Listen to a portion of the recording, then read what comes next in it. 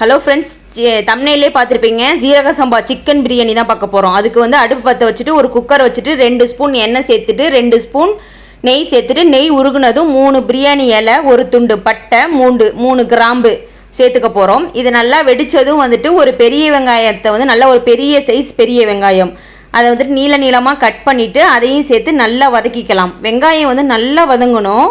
கண்ணாடி பதத்தை விட நல்லா வறுவருன்னு மொறுன்னு வரணும். நல்லா வதக்கிக்கலாம். இப்போ வந்துட்டு 3 வந்து பச்சை மிளகாய் வந்து நல்லா கீரி சேர்த்துக்கலாம். காரம் நல்லா சாப்பிடுவீங்கன்னா கண்டிப்பாக கீரி சேர்த்துக்கோங்க. நல்லா சேர்த்துட்டு நல்லா வதக்கி விட்டுக்க போகிறோம். நல்லா வதங்கினதும் வந்துட்டு தக்காளி ஒரு 2 பெரிய பழுத்த தக்காளி வந்துட்டு நல்லா சேர்த்துட்டு நல்லா வதக்கிக்கணும். தக்காளியோட வாடை பச்சை வாசனை போகணும். நல்லா நைஸ் நல்லா மஞ்சு வரணும். அந்தளவுக்கு தக்காளி சூப்பராக வரணும். அந்தளவுக்கு மஞ்சு வரணும் அப்படின்னா தக்காளிக்கு வந்துட்டு உப்பு சேர்த்தோம் அப்படின்னா நல்லா சூப்பராக குலைவாக வெந்து வரும். உப்பு சேர்த்துட்டு நல்லா குலைவாக வேக வச்சுக்கலாம்.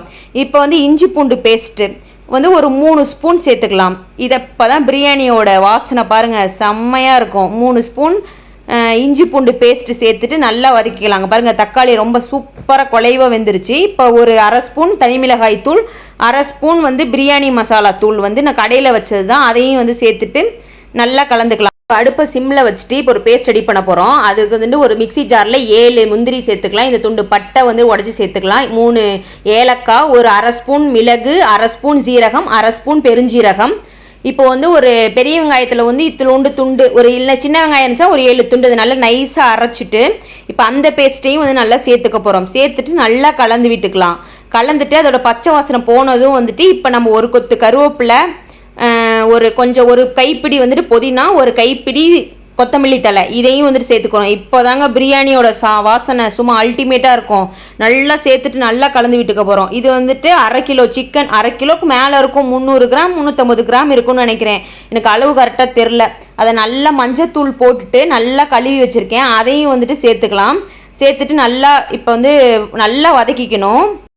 இங்கே பிராய்லர் கோழி தான் கிடைக்கும். இது ஒரு கோழி ஃபுல்லாக வாங்கிட்டு வந்து அதில் கொஞ்சம் பீஸ் நான் நிறைய எடுத்து வச்சுட்டேன். அதனால் இந்த அளவு கரெக்டாக தெரியல. இப்போ நல்லா வதக்கிட்டு ஒரு 1/2 எலுமிச்சம்பழம் வந்து சாறு வந்து நல்லா பிழிஞ்சு விட்டுட்டு இப்போ நல்லா ஒரு டைம் கலந்து விட்டுக்கலாம். கலந்து விட்டுட்டு இப்போ இதுக்கு வந்துட்டு சிக்கன்லேயே நல்லா கொஞ்சம் தண்ணி விடும். நான் அதனால் ஒரு 2 டம்ளர் தண்ணி மட்டும் விட்டுட்டு இப்போ உப்பு டேஸ்ட் பண்ணி பார்த்துக்கலாம். டேஸ்ட் பண்ணிவிட்டு மிக்சி ஜார் கழுவி அந்த கொஞ்சம் தண்ணி ஒரு 1/2 டம்ளர் இருக்கும். இப்போ மொத்தமாக 2 டம்ளர் சேர்த்துருக்கேன்.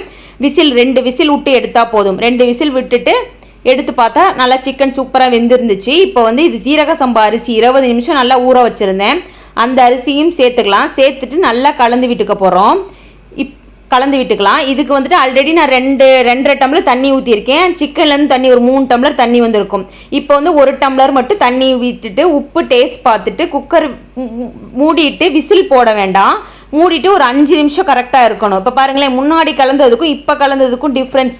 நல்லா அரிசியில் மேலாப்பில் நல்லா எலும்பி வந்திருக்கு. இப்போ வந்ததுக்கப்புறம் ஒரு கலந்துட்டு இப்போ திருப்பியும் குக்கர் மூடி போட்டுட்டு விசில் போட்டு 2 விசில் மட்டும் விட்டு எடுத்துக்கலாம். இதுக்கு வந்துட்டு காரம்னா 3 மிளகாய் கீரி போட்டேன். ஒரு 1/2 ஸ்பூன் தனி மிளகாய் தூள், 1/2 ஸ்பூன் பிரியாணி மசாலா தூள், அப்புறம் மிளகுத்தூள் போட்டு அரைச்சம் பேஸ்ட், அவ்வளோதான். ரொம்ப சூப்பராக இருந்துச்சுங்க. ரொம்ப டேஸ்ட்டாக இருந்துச்சு. நீங்கள் கடையிலலாம் பிரியாணி வாங்கி செஞ்சு சாப்பிடவே இல்லை. ஒரு நாட்டுக்கோழி இல்லை வந்துட்டு ஒரு பிராய்லர் கோழிங்க, நாட்டுக்கோழி கிடைக்காது. பிராய்லர் கோழி வாங்கிட்டு வந்துட்டு நம்ம இது மாதிரி சிக்கன் ஜீரக சம்பா அரிசியில் சிக்கன் பிரியாணி செஞ்சு சாப்பிட்டோம் அப்படின்னு ரொம்ப டேஸ்ட்டாக இருந்துச்சு. கண்டிப்பாக நீங்கள் ட்ரை பண்ணி பாருங்கள்.